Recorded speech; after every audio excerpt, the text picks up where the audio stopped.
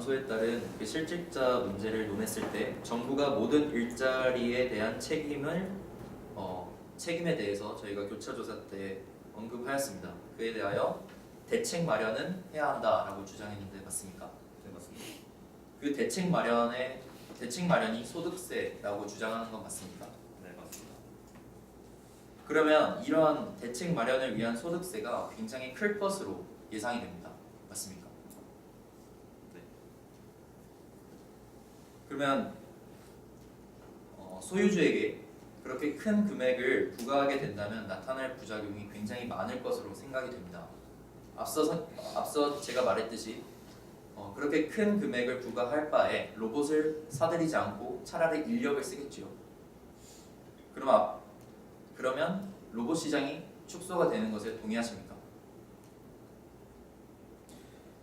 저는 로봇의 시장이 이제 축소할 것이라는 표현은 조금 거기에서 변형을 해서 이제 기술의 저해가 있을 것이라는 것을 인정합니다. 하지만 이게 기술 발전의 속도가 늦춰지는 것이지 그게 절대로 이루어지지 않을 것이라는 것을 주장하는 건 아닙니다.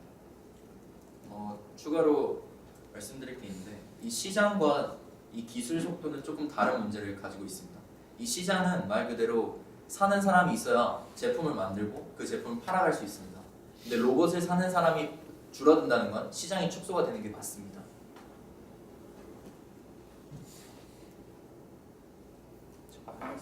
이제 덧붙이고 싶은 말씀은 기술의 발전 속도를 늦출 뿐이지 절대 기술을 발전시키지 말자는 말이 아니라는 말씀하셨는데 맞습니까? 맞습니다.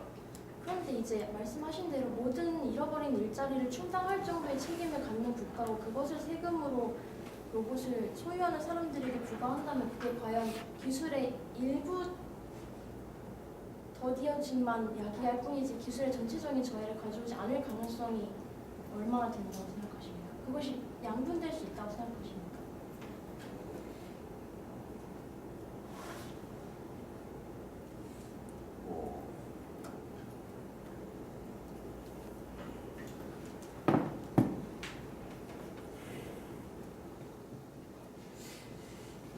혹시 괜찮으실까요?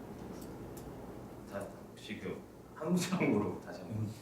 그러니까 기술이 일부 저해될 뿐이지 기술은 계속 발전된다는 말을 로봇세를 도입함에도 계속 말씀하실 수 있는 그런 말씀.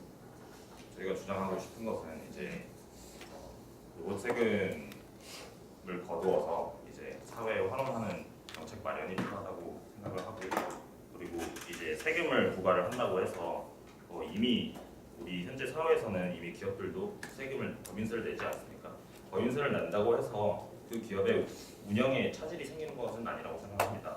세금을 내는 것은 사회 구성원으로서 당연히 해야 하는 국민으로서의 책임이 있다고 생각합니다. 그런 면에서 저는 이제 로봇에 대한 세금을 매겨야 된다고 생각을 합니다. 더 덧붙이자면 기술 저해를 계속 얘기를 하시는데 로봇세를 부과함으로써 인간이 로봇으로 대체되는 속도를 인위적으로 조금 조절을 하겠다는 얘기입니다. 네. 아까 세금을 낼 의무가 없다고 말씀하셨는데 당연히 세금을 낼 의무가 있습니다. 그래서 소득세와 법인세를 여태까지 세금을 낼 의무가 있다고 말씀드린 것이고 새로 도입되는 로봇세를 납부할 의무는 없다는 것을 저는 지금 말씀드리려고 하고 있습니다. 로봇세가 새롭게 로봇세라는 이름으로 도입이 되는 게 아니고 로봇세 소유주에게 부과되는 세금을 로봇세라고 일컫는 것입니다. 그래서 법인세나 소득세에 조금 더 추가를 하거나 그런 방안도 있고, 그러니까 로봇세라는 새로운 이름의 세금이 생기지는 않는다는 것을 말씀드립니다. 그러면 만약에 로봇세가 도입된다고 가정했을 때 그 기술 발전 속도를 따라올 수 없다고 저는 생각하고 있습니다. 어떻게 생각하시나요? 그러니까 법의 제정 속도가 기술 발전 속도를 따라올 수가 없습니다.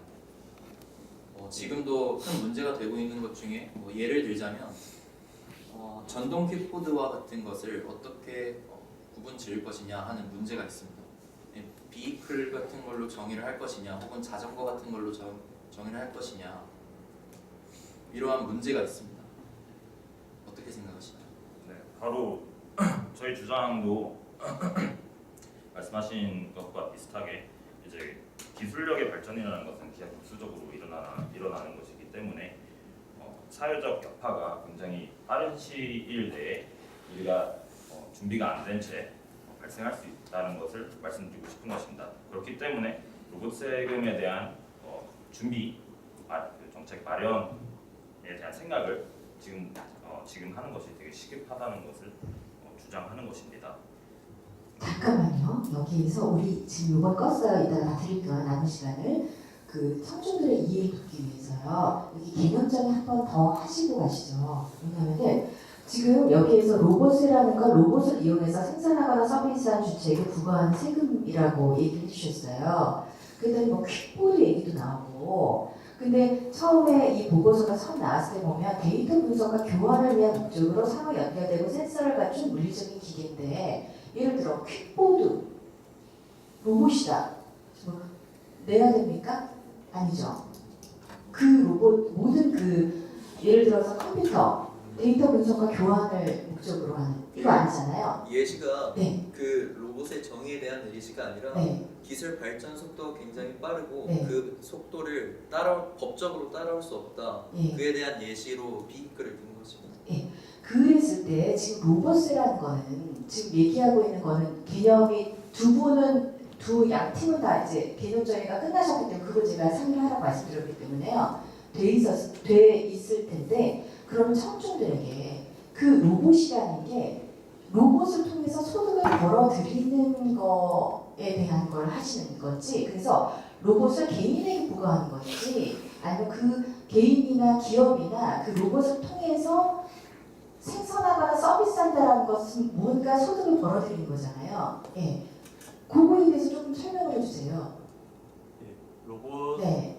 로봇을 이용해서 그 소득을 얻는 이익을 얻는 로봇 소유주에게 부과하는 세금을 네. 그거를 통해서 뭔가 소득을 얻는 그런 주체에게 내는 거예요. 예. 그러면 여기에서 지금 소득세라는 건 소득세는 따로 낸다는 거죠. 예. 그 로봇으로 인해서 벌어들이는 소득에 대한 소득세는 따로 있고 근데 그 소득이라는 네. 건 실제로 상품을 뭐 출하해서 얻는 그런 소득이 있을 수 있고 네. 로봇이 인간의 일자리를 대체한다는 면에서 네. 그러니까 인간이 할 수 있는 일을 로봇이 썼을 때 그것도 소득을 올린다고 해야 합니다. 예를 들어 저희가 조금 이따가 예시 들 건데 ATM기 같은 경우에 네. ATM기의 도입으로 인해서 네. 은행원 ATM기가 하는 일을 할 수 있는 은행원의 숫자가 줄어들었잖아요. 네. 그러면 그 은행은 인건비가 줄어든 거잖아요. 네. 그만한 소득이 있을 수 있다는 거죠. 네. 그것도 로봇으로 봅니다. 자동화 생산뿐만 아니라 네. 로봇의 도입으로 인간의 일자리를 대체할 수 있어서 네. 인건비의 감소로 인건비의 감소가 된 것도 소득으로 보기 때문에 그러면 그 기준은 뭐예요? 인건비 감소는 지금 그 기준이 있을 거 아니에요? 인건비가 감소됐어. 사람이 없어. 네. 라고 했을 때 사람이 있을 때를 생성하는 걸 기준으로 할 거 아니에요? 네. 그러면 그런 기준은 지금 현 시점에서 없어지는 그 일자리와 비교해서 없어졌을 이걸 대체하면 대체로 들어오는 로봇에 대해서 한 대당 얼마 해가지고 부과하는 세금 얘기하는 건가요? 그거는 네. 지금 그러니까 이 로봇의 도입 이게 말은 나왔지만 네. 어떻게 하겠다는 기준과 그런 거 하나도 없어요. 아 그런 건 없어요. 없이 네, 예. 없어요. 그러면 일단은 한 대당 매겨진 것도 아니고 네, 그렇게 따질 그걸 벌어지는 소득으로 내는 거 그렇게 따질 수도 없고.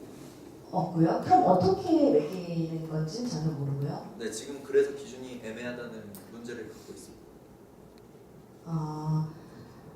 얼마를 어떻게 어떤 로봇에 얼마의 세금을 부과해야 되는지.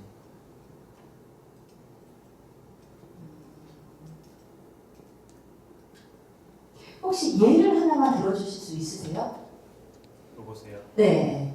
로봇에 대한 예를 들어 어떤 로봇이 어떻게 됐는데 그럼 이렇게 매겨지는 거다. 그러면은 뭔가 인간이 일하고 있던 자리를 로봇으로 대체하는 경우에 네. 그 한 명의 일자리를 네. 한 명, 그러니까 사라지는 한 명의 기본 소득을 보장해 줄 만큼을 네. 세금 한 로봇을 세금으로 내야 된다. 아 그렇게. 뭐 그런 그런 거 기준이 그 사람을 썼을 때에 들어가는 그 소득을 보장해줄 만큼의 액수가 나와야 되겠네요. 그것도 그렇게 말씀하시면 안 네. 되는 게 그 기준이 없어요. 그러니까 아까도 이게 논제가 되고 있는 게 네. 아까도 물었지만 정부가 그 사람들을 다 책임질 거냐? 그럴 수는 없겠죠, 당연히. 네, 지금 시행되고 있는 다른 예들이 있나요? 논의만 되고 있어요. 논의되고 있어요. 그러면 우리가 왜 너무나 잡혀지지 않는 거에 대한 이야기를 하니까 이게 어떻게 되는 건지 잘 몰라서 그렇거든요. 그러면 예를 들어서 우리가 쉽게 ATM을 생각을 해보면 지금은 ATM에 대해서 매겨지지 않고 있대요. 예. 근데 어느 때부터 이제 기준 시점이 있겠죠. 그래서 한 사람이 이 기계로 대체돼서 이 사람의 노동이 빠질 경우에 이 사람의 소득을 보장하기 위한 정도의 어떤 액수를 이 ATM을 사용하는 고용자가 내는 거. 이 정도로 지금 보면 되나요? 이거로 인해서 벌어들이는 소득에 대한 소득세는 따로 계산이 되어질 테니까 이거와 더불어서 이 사람의 고용이 없기 때문에 만약에 있었을 때를 대비해서 비교해서 하는 이 정도의 액수는 내지는 이게 뭐 어느 정도 모르겠지만 이 정도의 액수는 고용자가 내야 한다. 이게 로봇세다. 정도로 우리가 이해해야 될까요? 개념은 뭐 네, 그렇게요. 네, 알겠습니다. 네, 잘 잡혀지지가 않아가지고 제가 뭐에 대해서 세금을 내는 것인가? 일단 부가 기준이나 이런 거는 정해지지 않고 없지만 일단은 이렇게 논의가 되고 있고요. 다시 그러면은 나머지 시간 제가 드릴게요. 자, 다시 시작하시죠. 저희가 질문 드려도 되겠습니다. 입론에서 로봇 새로운 기술로 인해서 260만 명, 26만 개 이상의 새로운 일자리가 더 창출될 거라고 하시는데 그 새롭게 창출되는 일자리가 어느 정도의 컴퓨터 구사 능력을 필요로 한다는 데는 동의하십니까? 네, 동의합니다. 그렇다면은 기본 수준의 디지털 기술을 지니지 못한 저학력이나 고연령 노동자들은 고용 시장에서 배제될 것이라는 데 동의하십니까? 부분적으로 동의하지만 어떻게 설명드릴 수 있냐면 지금 공대생이 학사 수준의 지식을 가지고 기업에 취직했을 때 하는 일들을 생각해 보면 예를 들어 스마트폰을 제작함에 있어서 학사 수준의 지식으로는 스마트폰을 이해할 수 없습니다. 근데 그들이 학사 수준의 지식을 기본적으로 요구합니다. 딱 그 정도인 거죠. 그러니까 네. 그렇다면은 학사 수준의 지식을 얻기 위해서 저학력이나 고연령 노동자들도 재교육이 필요하다는 것은 동의하십니까? 네, 재교육 필요합니다. 그러면은 지금 일자리 과학 기술의 속도가 발전 속도가 그들의 재교육을 도와줄 수 그들의 재교육이 진행될 만큼 여유롭게 진행되고 있다고 생각하십니까? 그들이 배워야 하는 지식이 항상 지금 막 도입될 수 있는 신기술을 의미하는 건 아니라고 생각합니다. 네, 그럼 지금 이 속도로 계속 진행되더라도 저학력이나 고연령 노동자들은 고용 시장에서 충분히 경쟁력을 가질 수 있다고 말씀하십니까? 네, 그렇게 생각합니다. 네, 알겠습니다. 추가로 지금 답변을 한번 해보고 싶은데 지금 새롭게 등장하는 신기술은 정말 엄청난 지식과 그런 전문적인 것을 요구합니다. 하지만 저희가 학부 수준에서 배우는 것은 20세기 초반, 19세기 말에 나온 지식들이 태반입니다. 근데 그것을 기반으로 지금의 신기술이 이루어진 것이기 때문에 그들에게 적절한 교육을 한다면 충분히 이뤄낼 수 있는 결과라고 생각합니다. 기술의 발전과 국가의 방성도 좋지만 이 로봇의 도입이 실행됐을 시에 이제 소득의 재분배가 필요하다고 생각을 합니다. 만약에 로봇 세금을 부과하지 않는다면은 어떤 대책이 있을지에 대한 생각을 해오셨을 것 같은데 한번 들어보고 싶습니다.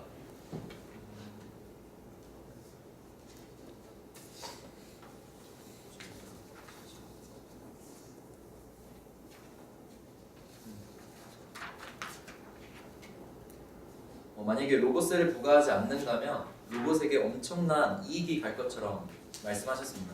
하지만 자유 경쟁에 의해서 로봇으로 벌어들이는 수익이 굉장히 크다면 그 로봇을 또 새롭게 도입해서 소득을 올리는 사람이 점점 등장하게 될 것입니다. 자유 경쟁에 의해 그들이 올리는 수익이 점점 줄어들 수 있다는 의미고, 로봇 기술이 향상됨에 따라 제품 하나를 생산하기 위한 생산 단가가 줄어들 가능성이 있습니다. 그렇기 때문에 그들이 올리는 자본의 수익률이 감소할 수 있습니다. 덧붙여서 말씀드리자면 이제 지금 로봇세에 대한 기준조차 애매한 상태에서 로봇세를 대체할 해결 방안에 대해 저희가 처음부터 끝까지 설명드리는 것은 어렵다고 생각을 합니다. 다만 저희가 말씀드리고 싶은 거는 그 로봇세가 말씀하신 소득 불평등이랑 일자리 문제를 해결해주지 않고 오히려 기술 발전을 저해하기 때문에 로봇세라는 해결 방안은 부적절하다는 것을 말씀드리고 싶었습니다. 그리고 소득 불평등, 양극화 문제가 로봇세로 해결될 수 없음을 또 말씀드리고 싶습니다. 로봇세를 소유주에게 거두게 된다면 그 소유주는 로봇세의 기준의 애매함을 통해서 편법을 적용시켜 가격을 상승시키거나 로봇세에 대한 세금의 부과를 소비자 측에 전가시킬 수도 있는 사회적 부작용을 낳습니다.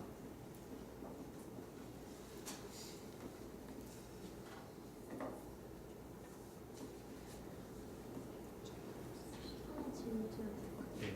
아까 710만 개의 일자리가 줄어들고 200만 개의 일자리만 창출돼서 500만 개의 일자리가 손실된다고 말씀해 주신 것 같습니까? 예. 근데 그것이 전체 일자리를 대상으로 한 조사가 아니라 인사 담당자의 일자리를 대상으로 한 조사라는 걸 알고 계십니까? 아 그렇습니까? 네, 그래서 이제 인사 당첨자가 700만 명이 사라집니까? 그렇다는 그래서 이제 그게 이제 뭐 서비스 일을 하고 뭐 공장 일을 하는 사람들이 사라지는 게 아니라 네. 사람을 네. 뽑던 그럼 제가 또 말씀을 드리겠습니다. 자율주행 자동차가 2020년에는 네. 실제로 출시가 된다는 사실을 알고 계십니까? 음, 만약에 자율주행 자동차가 상용화되면 자동차 산업이 어떻게 될 것이라고 생각하십니까? 우선 저는 개인적으로 자율주행 자동차가 단기적인 시일 내에 도입된다는 것에 전문가들의 의견도 굉장히 분분합니다. 자율주행 자동차의 기술력은 확보할 수 있지만 그가 가지는 법적, 윤리적 문제가 굉장히 큽니다. 그래서 그러면은 네. 자율주행 자동차가 상용화되는 순간이 오면 네. 자동차 산업이 자동차를 각자 개인이 한 대씩 가지고 있을 필요가 없을 것이라고 생각합니다. 만약에 그렇다면 자동차 산업에 종사하고 있는 노동자들의 일자리는 어떻게 될 것이라고 생각하십니까? 자율주행 자동차를 만드는 노동자가 있잖아요. 자율주행 이미 현대 자동차 공장을 한번 가보셨습니까? 아니요. 자동차 공장에서 이루어진 상당수 작업이 로봇으로 대체되어 있습니다. 네. 그러니까 자율주행 자동차가 상용화되면 자동차 산업의 위축이 되고 일단 대중교통 수단의 운전 기사들의 일자리도 다 사라지겠죠. 자, 여기까지 하겠습니다. 시간이 넉넉하게